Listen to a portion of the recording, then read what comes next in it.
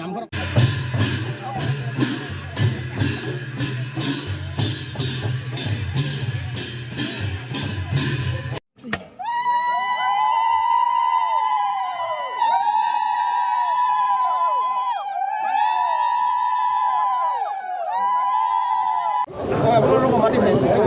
বৃহত্তৰ ৰংচুঙি অঞ্চল ৰংচুঙি গাঁও পঞ্চায়ত নৱগঠিত চাবুৱা লাহোৱাল বিধানসভা সমষ্টিৰ দীৰ্ঘদিনৰ পিছত নতুনকৈ অন্তৰ্ভুক্ত হ'ল।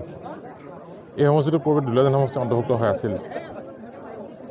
এই সমষ্টিৰ এই পঞ্চায়তত যথেষ্ট সংখ্যক গাঁও আছে, আমাৰ বস্তি অঞ্চল আছে, চাহ বাগিচা আছে। অসম চৰকাৰৰ অসম দৰ্শন আঁচনিৰ অধীনত উপাসনাস্থলী নিৰ্মাণৰ এক আঁচনি গ্ৰহণ কৰিছিলে আৰু সেই অনুসৰি প্ৰতিটো বিধানসভা সমষ্টিকে নিৰ্দিষ্ট সংখ্যক উপাসনাস্থলী আবণ্টন দিবৰ কাৰণে সিদ্ধান্ত গ্ৰহণ কৰিছিলে। তাৰে অংশ হিচাপে আজি ৰংচুঙি গাঁও পঞ্চায়তৰ মুঠ 17টা উপাসনাস্থলী, ইয়াত নামঘৰ আছে, গীৰ্জা আছে, চাহ বাগিচা, গ্ৰাম থান আছে। তেনেদৰে মুঠ 17টা অনুষ্ঠান লৈ অসম চৰকাৰৰ তৰফৰ পৰা 1.5 লাখ টকাকৈ অনুদান আগবঢ়োৱা হৈছে আৰু সেই 1.5 লাখ টকাৰ অনুদানেৰে আজি নিৰ্মাণ কাৰ্য শুভাৰম্ভ কৰা হৈছে। অন্যহাতে 2023-24 বৰ্ষত ৰংচুঙি পঞ্চায়তৰ 8জনাকৈ নামঘৰ নিৰ্মাণ কৰা হৈছিলে। মুঠ 1.5 লাখ টকা অনুদান আছিলে আৰু তাৰপিছত পুনৰ 1.5 লাখ টকা অনুদান তাত আগবঢ়োৱাৰ ব্যৱস্থা গ্ৰহণ কৰা হৈছে। তো সেই অংশৰে পাখৰিঙীয়া বৰনামঘৰত টাইলছ লগোৱাৰ ব্যৱস্থা গ্ৰহণ কৰিছিলে, অন্যান্য মেৰামতিৰ ব্যৱস্থা গ্ৰহণ কৰিছিলে। আজি সেই মেৰামতি বিভাগীয় কাম আনুষ্ঠানিকভাৱে আৰম্ভ কৰা হ'ল। ইয়াত ভকত বৈষ্ণৱসকল, আইসকল, বাপসকল উপস্থিত আছে।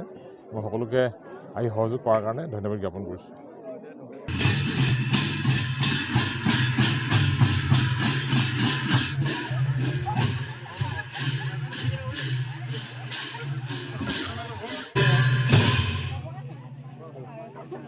নামঘৰ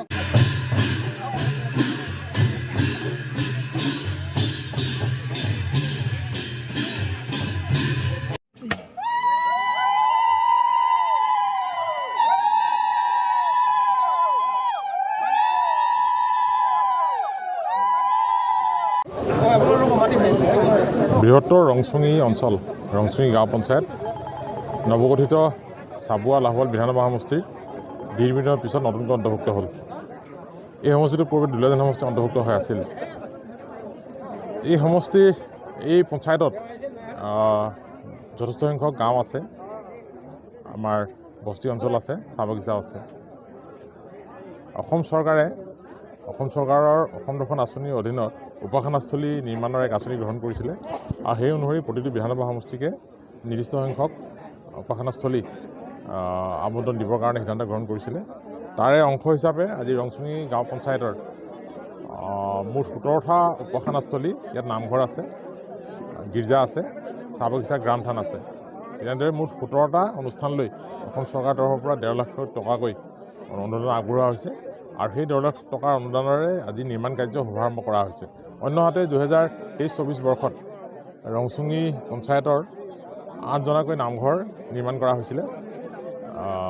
মুঠ 1.5 লাখ টকা অনুদান আছিলে আৰু তাৰপিছত পুনৰ 1.5 লাখ টকা অনুদান তাত আগবঢ়োৱাৰ ব্যৱস্থা গ্ৰহণ কৰা হৈছে। তো সেই অংশৰে পাখৰিঙীয়া বৰনামঘৰত টাইলছ লগোৱাৰ ব্যৱস্থা গ্ৰহণ কৰিছিলে, অন্যান্য মেৰামতিৰ ব্যৱস্থা গ্ৰহণ কৰিছিলে। আজি সেই মেৰামতি বিভাগীয় কাম আনুষ্ঠানিকভাৱে আৰম্ভ কৰা হ'ল। ইয়াত ভকত বৈষ্ণৱসকল, আইসকল, বাপসকল উপস্থিত আছে। মই সকলোকে আহি সহযোগ কৰাৰ কাৰণে ধন্যবাদ জ্ঞাপন কৰিছোঁ।